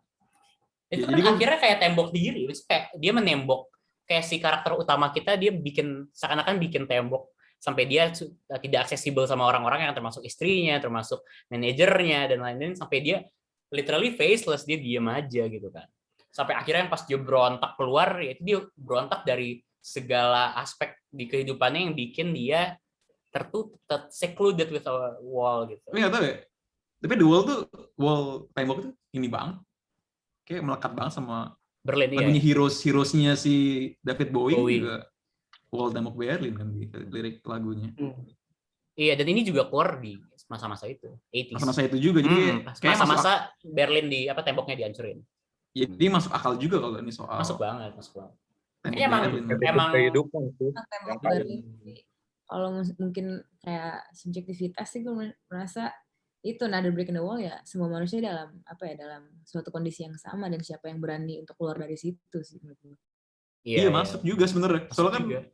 Itu kan soal Tapi- konflik, nggak boleh ada ideologi masuk segala macam, akhirnya manusia jadi sama kan. Tujuan fungsi ada tembok kan itu. Iya. Itu sebenarnya didukung banget sama yang sequence sekolah itu kan. Iya. Kalau yang misalnya sekolah kita itu sequence juga. sekolah, sama kalau yang lebih kayak tembok batin tuh lebih ke karakter Pink itu kan. Yang sama istrinya tuh yang dia nikah happy terus dia jadi Tapi ini batu. apa? Cek ada. Ada kita dengerin. Ada. Tapi ini kayak apa? Yang ada di Pink Floyd itu kayak repetitif kehidupan gitu. Kayak kita ditindas, terus akhirnya kita menindas, terus akhirnya ada yang ditindas baru lagi, terus yang ditindas menindas lagi, yang menindas kembali yang ditindas menindas gitu. Gue lihat itu terus sih, lingkaran setan itu tuh yang gue lihat tuh. Kalau gue ngelihatnya yang bikin Pink Floyd bagus menurut gue ya, karena ceritanya itu dirangkum dalam satu tokoh, si Pinknya itu. Gue ngeliat dia tuh kayak dia saksi mata kejadian itu, kayak bapaknya hilang perang, mungkin dia ngeliat banyak revolusi gitu di matanya dia, dan sampai dia menjadi orang yang sampai sekarang gitu. Itu sih menurut gue yang bikin filmnya bagus ya. Iya. Tapi sama kayak yang film Iran itu yang kita tonton itu. Persepolis. Jadi kayak masalah ideologi gitu ya. Kalau orang yang tadi ngomongin soal repetisi tadi, tapi kenyataannya ada orang juga yang harus ngelewatin maksudnya dari perspektif orang gitu ya. Iya, orang yang ngelewatin beberapa kali revolusi gitu. Iya, menarik sih. Makanya tadi Jono sempat bilang Pink Floyd itu kayak mencerminkan dunia kita sekarang gitu ya, Jon. Gara-gara terasa banget siklus lingkaran setan itu di sosiopolitis kita sekarang ya. Iya, soalnya kayak gitu banget. Bahkan bukan dari sekarang doang sih, kayak dari dulu tuh gitu. Semenjak Perang Dunia 1, 2, terus mungkin sekarang udah mau masuk World War lagi gitu kan. Kayak orang-orang tuh yang dicarinya itu kan banyak ngasih tahu kayak seks gitu, bersenggama gitu. Kayak berkembang biak di situ. Kayak orang-orang bikin di situ tuh tujuannya untuk membalas dendam. Itu aja sih yang gue lihat gitu. Betul. Sampai kayak yang gue baru sadar juga sekarang, kan sebenarnya kan kayak si Pink yang dia keluar terus dia menjadi fasis lah, atau bisa dibilang kan dia menjadi semacam diktator ala-ala di panggung gitu kan. Itu kan sebenarnya perang ayahnya dulu kan. Ya kan? Itu perang ayahnya gitu. Tapi mungkin itu juga kayak menekankan bahwa itu kayak ternyata ada siklusnya gitu yang kita juga bilang, yang ada juga representasi sama imaji seks juga kan. Kayak sempat muncul tuh beberapa kali kan tentang ada pasangan yang berhubungan juga, mungkin itu menunjukkan kayak ya ini reproduktif gitu. This happening again and again gitu. Makanya gue lihat di Pink Floyd ini tuh kayak dia nggak masih lebih ke membicarakan, bukan lebih tersikap gitu. Sutradaranya itu di film itu kayak ini ada yang terjadi seperti ini, kira-kiranya harus bagaimana gitu. Jadi lebih ke sana sih yang gue dapat gitu dari si pembuat film Pink Floyd gitu. Iya. Kalau gue ngerasanya Pink Floyd tuh film yang sangat subjektif sih sebenarnya. Soalnya dari subjektif maksudnya dari perspektif si Pink itu sendiri menurut gue.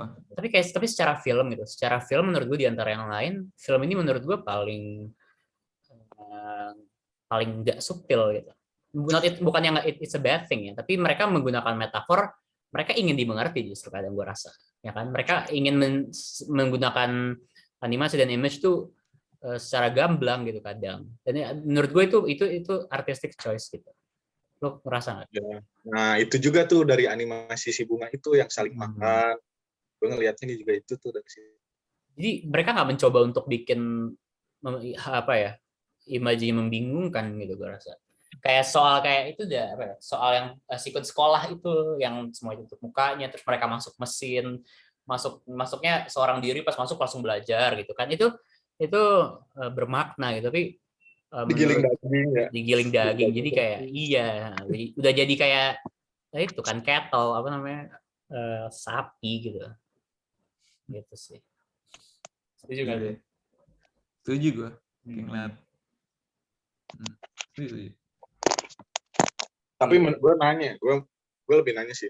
Menurut kalian tuh Pink Floyd ini dari sisi lagu ya mungkin yang tahu bandnya gitu. Sebenarnya lebur nggak sih di film Pink Floyd The Wall ini si lagu-lagunya itu? Jadi mereka itu si lagu ini cuma jadi penunjang mood doang atau emang ada andil juga di film Pink Floyd ini? Menurut gue lagunya tuh sangat menggambarkan psychological state-nya si Pink itu sendiri. Kayak lagu yang Mother kan itu kan secara naratif dia pengen nunjukin fiksasinya si Pink sama si emaknya kan, dimana dia ujungnya dia minta maaf terus sama emaknya, takut dia akhirnya dia nggak bisa mencintai istrinya gara-gara dia punya fiksasi sama ibunya dan segala macam ya. Dan gue rasa sih semua lagunya tuh ada semua lagunya rasanya mewakili perasaannya si Pink. Makanya gue bilang filmnya sangat subjektif dari perspektifnya si Pink. Iya. Dan akhirnya keseluruhan film tuh gue jadi kayak berusaha untuk mengerti apa ya? Berusaha untuk deep down tuh berusaha untuk mengerti Pink secara karakter gitu. Itu bikin film. Jadi lu ngeliat semuanya meskipun ada beberapa scene yang di luar apa namanya timeline-nya Pink, kayak misalnya yang apa ya? Ada beberapa lah. Jadi lu selalu ngeliat segalanya itu dari kacamata Pink ya, karena lu tahu karena itu mungkin yang dia pikirin gitu. Iya, mungkin kayak adegan yang lagu-lagu di sekolah itu mungkin amarahnya dia, mungkin kayak bagaimana dia merespon situasi yang ada di depan mata dia gitu, dan dia sampaikan melalui lagu gitu. Rasanya sih gitu sih. Dan kelihatan banget ini kayak sebuah potret negara itu di zaman itu ya, kayak sangat pesimis dengan apa institusi sekolah gitu. Itu menurut gue menarik banget sih, kayak apa, dan beda banget sama budaya kita mungkin di Indonesia gitu, yang sangat menjunjung tinggi pendidikan gila-gilaan sampai guru harus dihormatin dan bla bla bla gitu. Dan di budaya sana ada pemikiran, dan mungkin di sini ada juga, tapi di sana mungkin lebih kuat khususnya di zaman itu, bahwa pendidikan justru mengkotakkan manusia gitu kan, melabel mereka, membuat kita sama semua gitu. Itu keren. Yang akhirnya hanya kita ini menjadi gilingan daging itu. Betul, itu udah masuk mesin gitu. Gitu. Keren ya. Animasinya sih keren banget sih. Ya, karena gue nanya masalah si lagu ini sebenarnya andilnya cukup kuat juga, karena yang gue rasa nih entah gue terlalu terbawa sama si sajian visual ya, jadi gue merasa bahwa lagu ini hanya menunjang mood aja gitu, nggak menunjang naratif gitu, nggak menunjang naratif. Jadi kayak perpindahan dari shot ini ke shot ini, scene ini ke scene ini, lagunya ganti-ganti, terus kayak gue merasa bahwa ini si lagu ini kayak scoring yang kalau dulu tuh pernah kita di penataan musik film tuh kayak scoring moshing gitu, yang kayak Mickey Mouse jalan ada suara itunya, kayak gitu doang gue merasanya gitu. Kayak hanya sebagai penunjang visual gitu ya. Tapi kayaknya enggak juga sih ya, soalnya kayak apa lagu yang tentang apa Death ya, enggak yang bapak juga. Oh ya, yang pas dia pakai baju bapak itu ya. Nah itu secara naratif kan menjelaskan dia anak yang kehilangan bapak kan. Dan itu berpengaruh ke naratif kedepannya juga satu lagu itu, dan banyak kurang lengkap juga ya kalau visualnya tanpa lagunya juga. Iya benar-benar. Tapi gue ngeliatnya kayak kumpulan lagu-lagu gitu, terus gue ngeliatnya kayak lagu tersebut tuh terikat erat gitu loh sama seniman, sama penulisnya, kesannya. Lah. Di sini ada yang emang ngefans atau ngikutin Floyd? Kelihatannya gue baru pertama kali denger Pink Floyd. Lu pernah denger argumen gini nggak, Tang? Kayak gue ambil contoh Hi-Fi ya. Gak tau, ini teman gue sih, teman gue pernah berpendapat gini ke gue di depan gue, ngasih tahu kalau penyanyi itu seiring umurnya bertambah lagunya berubah gitu. Benar sih. Setuju Iya kan? sih gue. Kayak Hi-Fi ada lagunya apa yang terkenal banget tuh? Bukannya pasti karena pasti semua orang berubah nggak Yang sih? orang ketiga tuh loh. nggak harus musik lah juga, ya bisa dilihat film juga gitu, ya kan? Nah, Film iya. debut sama film akhir, Nah, ini pasti ada makanya perkembangan. Makanya nih menurut gue film ini berusaha untuk itu sih, berusaha buat menunjukkan keterikatan lagu dengan penulis.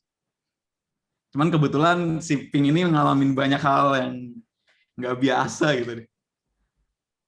Iya. Mungkin kayak ini juga ya, Pak, uniknya si nama Pink Floyd itu kali ya. Dimana mungkin Pink identik dengan feminim, tapi suasana yang digambarkannya lebih ke chaos, maskulin, kayak gitu-gitu ya. Dan di situ kan gue ngeliat juga sih karakter Pinknya itu, dia nggak bisa apa ya, dia nggak bisa milih bahwa gue harus jadi terus-terusan sesuai dengan yang di sekolah, jadi ngeblok sama gitu bahwa cowok harus kayak gini terus gitu ya. Makanya dia ada situasi terpuruknya feminisnya, terus ada situasi bahwa gue harus melawan, ada sosok cowoknya, ada sosok maskulinnya, kayak gitu sih yang gue lihat. Iya sih. Kerasa apa ya? Kerasa kejujurannya tuh kerasa banget sih. Tapi yang gue suka, yang gue sekarang masih pertanyaan gue, karena kenapa tadi gue nanya ada yang memang ngulik Floyd nggak? Karena apakah emang ini kan filmnya emang lagu-lagu ini awal dirancang kan untuk album ya kan? Jadi apakah emang dari awal dirancang untuk ada cerita di baliknya, atau emang ditujuannya untuk bikin kayak semacam opera, atau emang albumnya jadi terus after the fact mereka coba membuat cerita yang menyambungkan segalanya gitu. Karena kalau albumnya juga namanya The Wall kan. Iya, jadi kayak gila banget kalau misalnya yang terjadi adalah albumnya udah ada sendiri dan lagunya nggak dirancang untuk ada relasi antar lagu, terus si penulisnya bisa bikin cerita yang sangat koheren gitu, yang menyambungkan segalanya, itu keren. Itu keren banget. Iya, itu pertanyaan sih. Gue nggak tahu soal Pink Floyd gimana. Tapi yang mendukung juga soalnya penulisnya ya yang nulis lagunya ya, penulis filmnya yang nulis lagunya.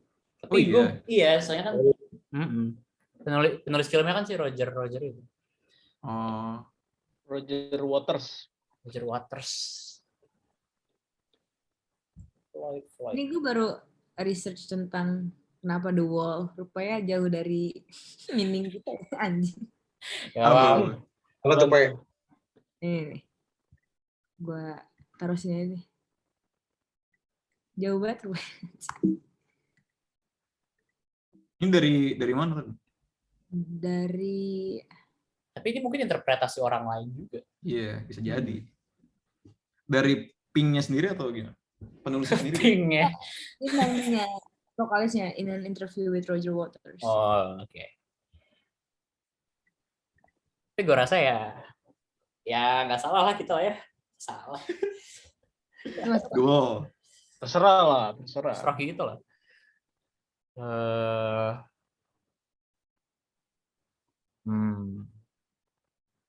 Oh, jadi justru temboknya adalah antara performer dan audiens. Gue nggak dapet itu ya. Gue nggak dapet juga. Gue juga nggak dapet itu. Soalnya apa jadi makna baru juga sih gara-gara ada mungkin ada sih, mungkin Hitler ada. itunya cuy. Enggak, mungkin apa ada ini sih. albumnya bukan filmnya.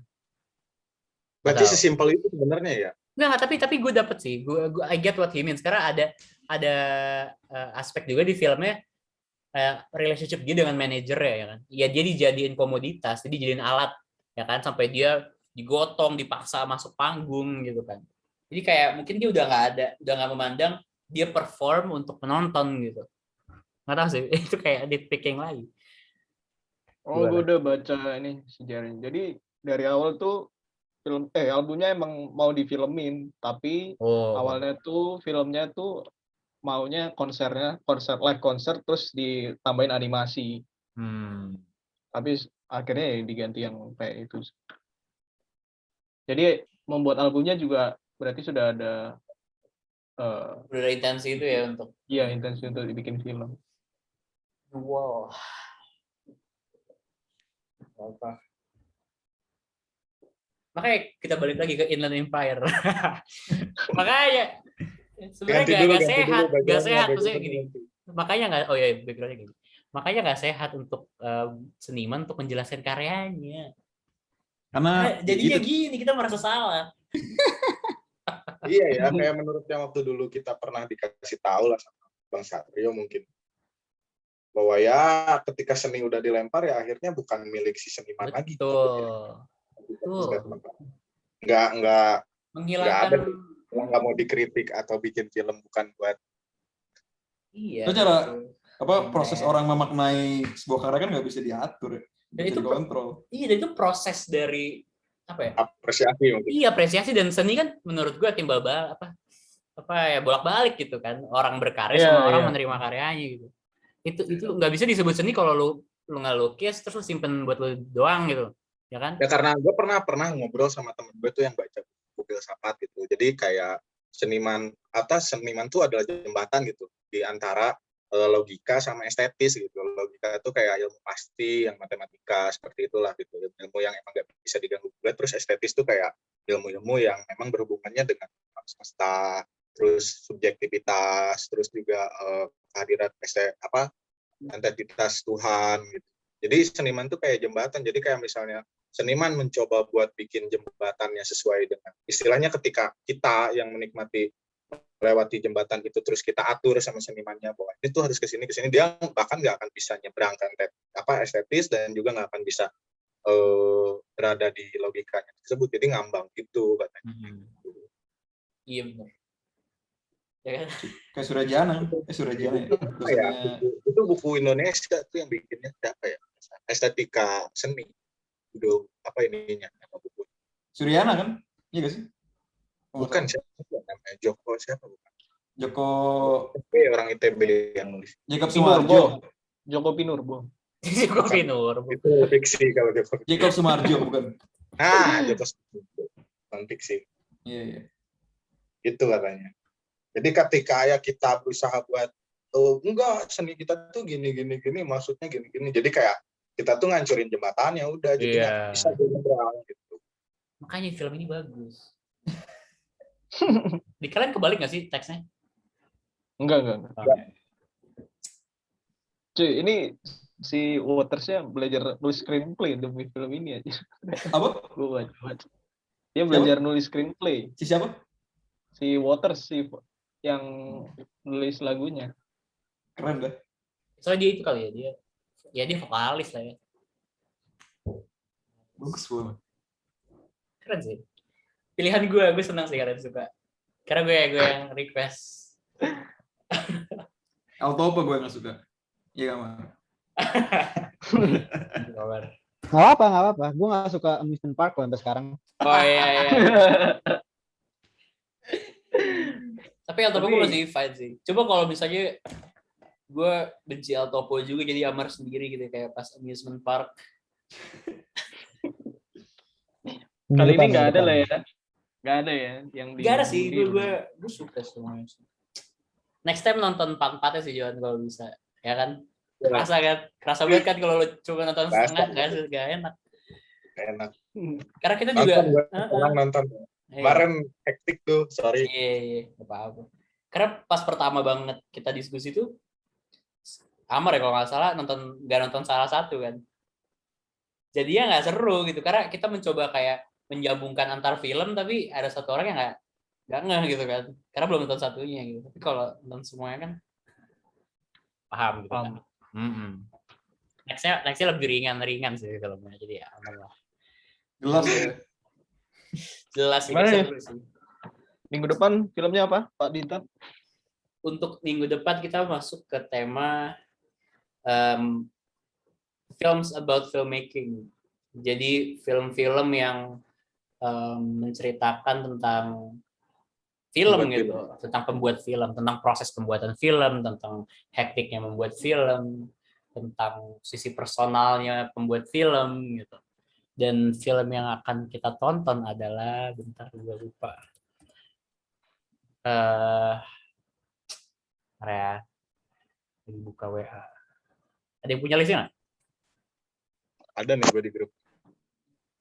Ada gue di grup. Oh ini gue udah dapat. Kita nonton film. Aman gue dapat. Pertama 8.5. 8,5, 8.5-nya Fellini.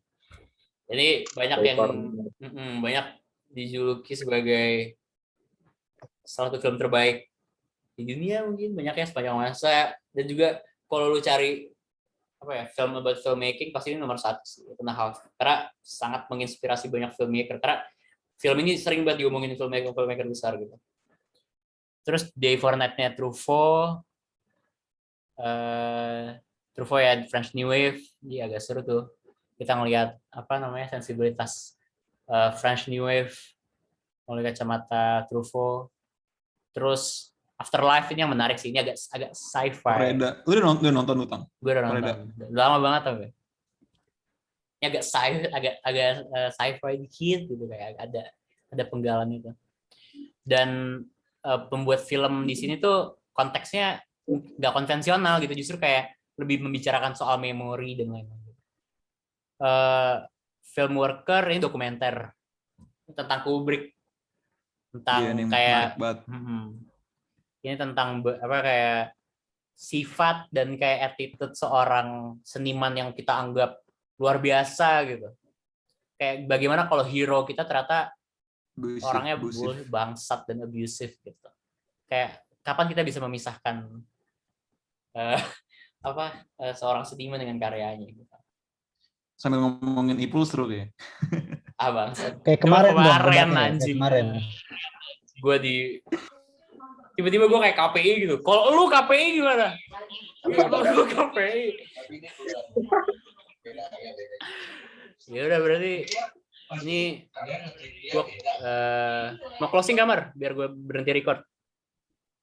Bentar, gue mau nanya dulu nih. Iya. Sebelum itu.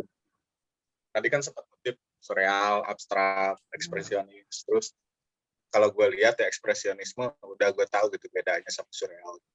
Terus kalau abstrak sama surreal itu sebenarnya ada bedanya atau enggak? Mungkin bisa membantu pertanyaan saya. Karena ini benar-benar, sorry ya, gue nggak tahu banget gitu kalau dibedain. Sama sih kayak apa? Karena banyak orang yang kayak, oh ini abstrak, ini ekspresionisme dia gitu, ekspresi dia gitu. Jadi kayak orang bilang ekspresionisme itu hanya berdekatan dengan ekspresi. Dan sedangkan ekspresi kan nggak selalu berhubungan sama ekspresionis ya.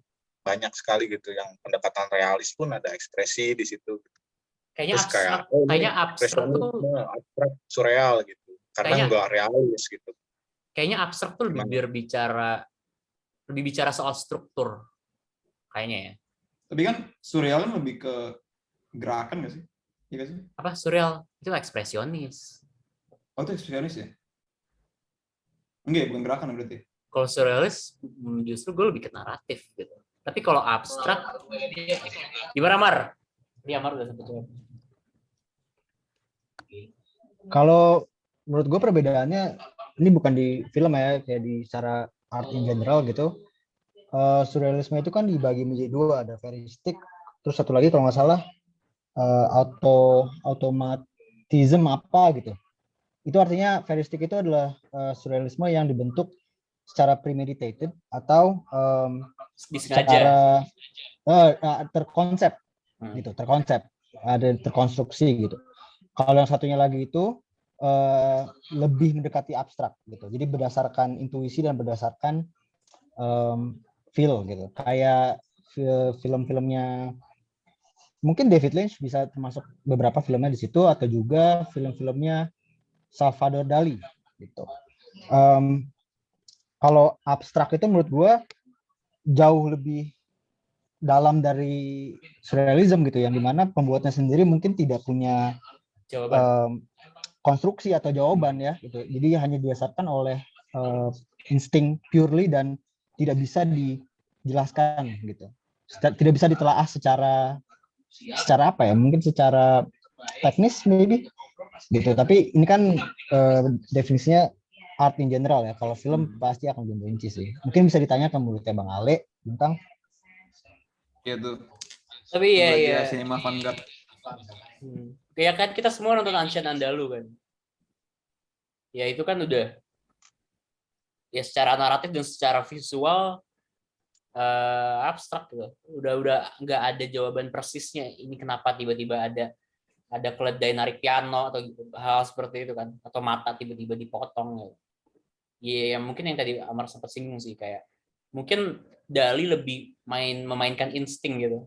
Mungkin dia sendiri nggak punya jawaban, tapi ya namanya orang berkarya gitu kan. Atau nggak kalau misalnya kita lihat lukisan, pasti kan tahu Pollock ya kan, Jackson Pollock, yang lukisannya cuma bercakan-bercakan apa namanya, cat gitu kan. Dan itu pun juga nggak bisa dikontrol gitu. Dia melukis kuasnya nggak menyentuh kanvas, dia lempar begitu gitu. Dan itu jadi sebuah lukisan yang kapan lukisan itu dianggap selesai gitu kan, ya kan, pasti Pollock, oh lukisan ini selesai, berarti udah ini jadilah sebuah karya seni gitu. Berarti ada intensinya kan, ada intensi kapan ini selesai gitu. Nah, jadi itu juga jadi pertanyaan juga sih, jadi kayak memainkan insting, tapi di sisi lain ada artinya juga, ada maknanya gitu. Menarik sih. Oke. Ya. Karena gue waktu semester kemarin sih, tahun kemarin waktu di semester 3 kan belajar, gue ngambil filsafat tuh. Terus di situ tuh dibahas bahwa ya seorang seniman berhasil berkarya, berhasil menghasilkan seni kalau ketika mereka sadar gitu. Nah, sedangkan abstrak ya tentunya yang lebih dekatnya. Kadang banyak orang-orang yang tidak sadar berkaryanya gitu. Lebih ya tadi feel gitu, insting. Berarti bagaimana, apakah mereka menghasilkan karya atau enggak gitu. Gue bertanya-tanya sebetulnya sampai sekarang tuh itu. Karena kan kemarin tuh cuma dibahasnya tentang Immanuel Kant gitu kan ya, penyeimbangan apa tentang permasalahan estetis itu, permasalahan seni, makanya ada sekolah seni yang akhirnya seni menjadi objektivitas. Nah, dia berbicaranya seperti itu. Langsung ganti abstrak. Pollock. Abstrak deh. Karena banyak sekali gitu, banyak sekali gitu, kayak ini karya lukis ini, kita ngobrolin di lukis ya mungkin lebih dekat gitu kalau abstrak ya di lukis. Ini kayak lukis ini banyak orang yang bilang, oh ini mahal, ini abstrak gitu. Padahal dia mainnya emang keren. Kayak mungkin David Lynch ketika bikin karya, tadi Matthew pun bilang gitu, ya nggak akan ada yang nggak mau lah didirect sama David Lynch. Iya. Terus ada orang yang bikin abstrak, tapi dia malah apaan ini karya lukis apa ini. Udah bayangin kalau misalnya gue yang ngelukis ini, emang ada yang mau beli? Nggak ada kan? Ini kan corakan ini nggak dikontrol, dilempar ya kan. Ya kan? Tapi kalau gue yang lukis di kamar gue nggak ada yang mau beli. Tapi gara-gara ini Pollock yang bikin, lu bisa jual 10 rumah baru bisa dapat satu lukisan gitu. Jadi makanya kenapa gue percaya yang kejual pertama apa ya? Pollock. Kenapa Jodorowsky, Tang? Enggak, kenapa gue bilang seniman ya mau nggak mau melekat sama karyanya gitu. Mau nggak mau gitu. Jadi pada kesimpulannya mungkin bisa apa ya? Kayak tadi juga gue ngedengar bahwa ini eksperimental ada, terus surrealis juga bisa disebut. Kadang berarti bisa disebut jadi kayak apa ya? Kayak tergantung persepsi si penontonnya, berarti kalau kita baliknya. Penonton bilang, oh ini walaupun bikinnya pendekatan realis, tapi penonton ini surreal gitu. Tapi masih ada teori yang mendukung gitu dari film tersebut, bisa disebut surreal gitu. Terus ketika film ini dibuat oleh sebuah film surreal, terus ada teori yang mendukung bahwa ini ada pendekatan realis, berarti masih juga bisa disebut pendekatan realis. Iya benar. Karena sebenarnya kayak label-label gitu agak bullshit juga sih ya. Karena kalau misalnya kayak seniman atau filmmaker mau bikin film, gue rasa dia nggak mikirin, kayak gue rasa Lynch gak mikir gitu. Gue pengen bikin film surrealis. Gue mau bikin film eksperimental gitu kan. Itu kayak bisa mengkotakkan gitu ya. Betul gitu. Jadi itu sebenarnya kayak ya kan gue itu kan apa namanya, ini gue balik ya kan, gue kan mayor kajian ada matkul genre kan, itu memang benar-benar kayak teori genre dibahas gitu. Dan sebenarnya yang gue belajar situ ya label-label kayak surrealism atau apa namanya ya yang gampang kayak horror, thriller, bla bla bla, itu sebenarnya gunanya agar penonton tahu apa yang dia akan tonton gitu. Cuman sesimpel itu. Jadi baliknya itu sebenarnya ke distribusi ya, kalau balik lagi ke distribusi, betul. Distribusi gitu. Sebenarnya tuh ya kita mau bikin ini ngomongin ya surrealis, ketika jatuh ke distribusinya pendekatan realis ya akhirnya kita nggak bisa melakukan apapun gitu. Karena nggak mungkin lu bisa apalagi berkarya gitu, lu kontrol segala aspek sampai hasil jadinya persis sama apa yang lu bayangkan gitu kan. Pasti ada penyimpangan mau nggak mau gitu kan, pasti ada perubahan gitu. Jadi kayak kalau lu mengkotak-kotakan ini surrealism, ini eksperimental, ini abstrak, ini bla bla bla, pusing anjir karena definisinya masih belum jelas. Iya betul. Nggak sebiner itu gitu. Gimana, ada yang mau tambahin? Genre lu belajar kayak gitu semua, Tang? Kayak surrealisme gitu masuk ke genre gak? Enggak kan? Kalau ada lagi itu sih, ada lagi distingsinya antara genre sama gelombang gitu. Kadang bisa masuk. Karena kayak kan kalau ngomong gelombang itu kan ngomongin kayak di luar konteks style, ada konteks era juga kan. Kayak misalnya French New Wave gitu. Mungkin tuh bisa mencari persamaan, bisa lu cari persamaan antara filmnya Agnes Varda sama Godard gitu, atau sama Truffaut gitu kan. Mereka lahir di gelombang sinema yang sama, berkarya di waktu-waktu yang sama, mungkin karyanya ada kemiripan, dan ternyata ada gitu kan. Dan itu ada lagi ada konteks tambahan, yaitu kayak era dan kayak sosiopolitisnya gitu. Tapi kalau yang lebih kayak genre yang sangat luas gitu, kayak horor, ya kan? Kayak gue kadang kesel banget kalau orang itu bukan horor, itu thriller. Horor kan setan, thriller kan pembunuh gitu kayak. Pusing banget lu ngomongin gitu kan, kayak. Nah itu sebenarnya kayak tujuan awalnya, yaitu kata Jonathan tadi, distribusi. Sama gue rasa ke permasalahan periode juga kan. Iya betul. Kayak film tuh kan bukan film, seni lah gitu sebutnya. Seni itu sama kayak budaya gitu tuh. Jadi kayak nggak akan berlaku terus gitu. Ketika di tahun misalnya dengan French New Wave, terus tiba-tiba si French New Wave itu tergeser. Kayak dulu art house itu cuma film-film yang masuk non bioskop gitu. Sekarang ada beberapa film art house yang di bioskop dan masih bisa disebut art house gitu. Iya, betul. Periode juga ternyata berpengaruh. Gitu. Setuju banget. Karena gue sempet dengar wawancara ya. Ini gue kayak film browes, wawancara Tarantino kan. Tarantino dia bilang kayak dia kadang agak kesel sama Godard gitu. Kayak cara editingnya Godard tuh buat dia apa ya? Kayak di saat itu mungkin ekstrim, tapi sekarang dianggap udah kayak konvensinya udah jangan diikutin gitu. Kayak justru dia ada rasa kesel gitu sama cara editing wave lama. Jadi bener kadang ada umurnya gitu. Apa genre dan kayak gelombang gitu. Kayak Dogma 95 gitu. Yang paling baru ya kan. Ingat ya Dogma, kayak itu kan kayak apa ya? Udah nggak ada film kayak gitu dibuat sekarang karena emang dirasa udah cukup film-film Dogma 95 yang keluar gitu.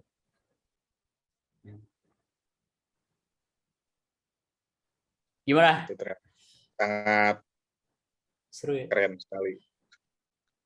Ada yang mau ditambahin nggak? Apa mungkin? Sangat menikmati kalian ini ngobrol. Seru aja. Dikaji mana ada ngobrol gini? Ada cuma underground gitu. Underground ya. Di kosan masing-masing. Ajakin Ale lah, sekali-sekali. Wah ngeri coy. Dia pakai lu jangan nyebut nama, woy, belum selesai record. Oh iya. Ya udah, Mar tutup Mar. Tolong di-cut ya ini. Tutup Mar. Udah, terima kasih ya guys buat malam ini. Maaf, saya tidak bisa terlalu aktif. Tapi minggu depan semoga akan lebih baik lagi. Semangat menonton film. Terima kasih ya semuanya sudah aktif. Thank you.